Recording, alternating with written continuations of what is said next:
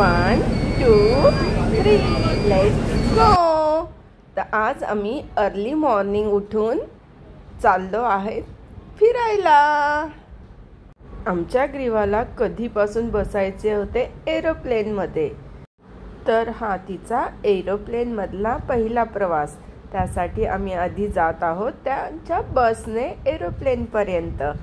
दोघी बहिणी मस्त निघाल्यात प्लेनमध्ये बसायला। छोटी तर बघा किती उत्सुक आहे, नवीन असं काही वाटतच नाही आहे तिला, जशी काय ती नेहमीच प्रवास करते अशा ह्याच्याने ती चालली आहे स्माइलिंग करत। तर आपण जात आहोत हम्पीला। आजचा दिवस हा जास्त करून प्रवासातला आहे।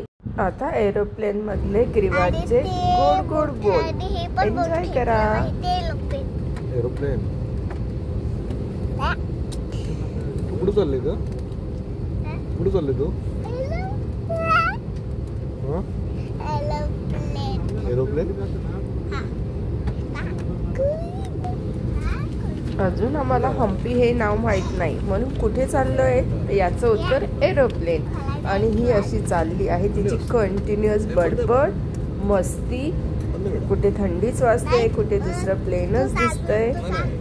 खूप मजा आली तिच्यासोबत। खरं तर हम्पीला जाण्यासाठी प्लेनपेक्षा ट्रेन हे खूप बेस्ट ऑप्शन आहे, कारण पुन्हा एअरपोर्टवरून हम्पी या शहराला पोचण्यासाठी खूप वेळ लागतो। पण आमच्या ह्या ग्रीवाला ट्रेनमध्ये बसायचेच होते, म्हणून डॅडीने घातलेला हा सगळा घाट आहे।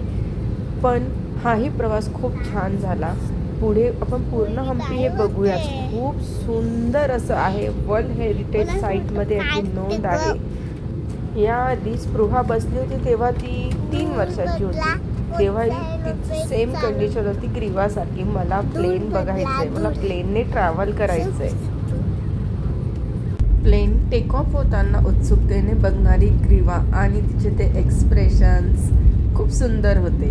तर हम्पीविषयी थोडंसं। हम्पी हे मध्ययुगीन भारतातील विजयनगर या वैभवशाली साम्राज्याची राजधानी आहे।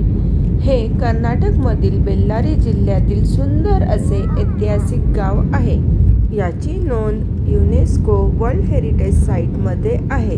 हे हेरिटेज शहर तुंगभद्रा नदीच्या दक्षिणेला आहे।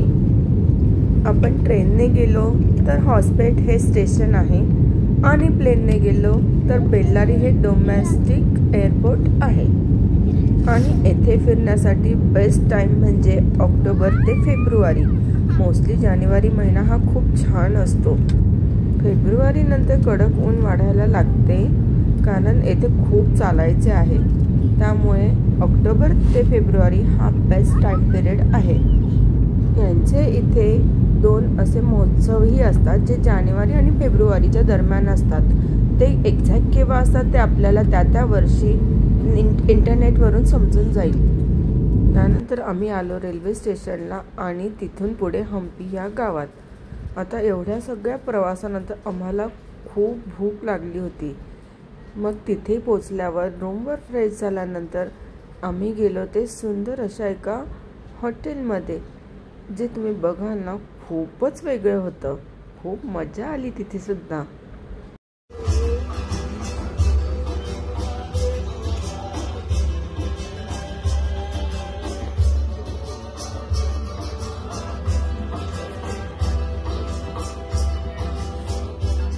त्यानंतर मॅन्डेटरी म्हणजे आपला संध्याकाळचा चहा। आहा, आणि तिथे बुक्स होते ज्यात हम्पीविषयी माहिती होती। जाण्याच्या आधी तिथून अजून काही माहिती कलेक्ट करावी म्हणून थोड्या वेळ हे बुक वाचलं। चहाचा आस्वाद, त्या म्युझिकचा आस्वाद घेत यामुळे खूप फ्रेश वाटत होतं। दिवसभराचा अगदी सगळा थकवा हा निघून गेला। मग आम्ही गेलो ते मंदिराजवळ, विरूपाक्ष मंदिराजवळ। पण आज आम्ही आतमध्ये जाणार नव्हतो, तर आम्ही जाणार होतो हेमकुटा हिलवर सनसेट बघायला। हिलवरून सनसेट हा खूप सुंदर दिसतो, शिवाय पूर्ण मंदिराचा परिसर हा दिसतो। आम्ही राहायला या विरूपाक्ष मंदिराजवळच होतो, त्यामुळे आम्हाला सतत येता जाता याचं सुंदर असं दर्शन व्हायचं। ही हिल ह्या मंदिरापासूनच डाव्या साईडला आहे। त्यामुळे वर चढल्यावर असं सुंदर असं दृश्य दिसतं. हा सनसेट आणि सनराईज पॉइंट आहे. इथले जे पाषाण आहेत ते एकमेकांवर रचून हे सगळं बनवलेलं आहे. म्हणजे यू कांट बिलीव कसं हे इतके वर्ष उभं असेल. अगदी हे समोर दिसतोय तो मंडप सुद्धा बघा केवढे मोठे मोठे पाषाण आहेत. मुलींना अगदी फोटो काढायचा मोह आवरला गेला नाही. त्या कुठे वरवर जाऊन बसत होत्या. खूप सुंदर असं वातावरण होते तिथले. इथे येण्याची मजाच खूप छान आहे. जे प्रत्यक्ष आपण डोळ्याने बघू ना ते खूप खूप सुंदर आहे. इथे नक्की तुम्ही विजिट करा. मागच्या बाजूला विरूपाक्ष मंदिराचे गोपूर दिसतंय. मंदिर सुद्धा खूप मोठे आहे. हे हिलवरच एक छोटं मंदिर होतं. ही मागे अशी छोटी छोटी मंदिरं खूप होती ह्या हिलवर. पण कुठे विरूपाक्ष मंदिर यालाच पंपापती मंदिर असे म्हणतात. हे शिवाला अर्पण केलेले मंदिर आहे. गोपुरातून मंदिरात प्रवेश करता येतो. हे गोपूर 160 फूट उंच म्हणजेच 9 मजले एवढं आहे. त्यावर सुंदर असे नक्षीकाम आहे.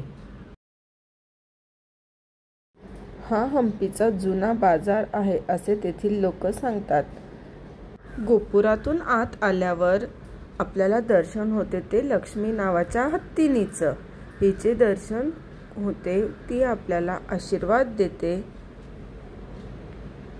हे बघा ग्रीवा आशीर्वाद घेण्यासाठी रडते. ऍक्च्युली ती हत्तीकडे जवळ जाण्यासाठीच रडते.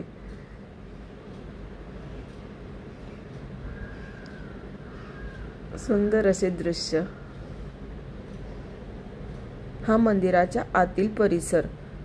आतमध्ये खूप मोठे आणि सुंदर असे मंदिर आहे. या मंदिराचे वैशिष्ट्य म्हणजे येथे पिनहोल कॅमेरा तंत्र आजही आपल्याला पाहायला दिसते. मातीचे गोपूर आणि हे मंदिराची अशी विशिष्ट रचना असल्यामुळे आपल्याला मंदिराच्या कळसाची शॅडो ही मागच्या बाजूला दिसते. त्यालाच पिनहोल तंत्र असे म्हणतात. ह्याच टेम्पलच्या मागच्या बाजूला हे अच्युतराय टेम्पल आहे जे इसवी सन 1834 मध्ये बांधले गेले होते.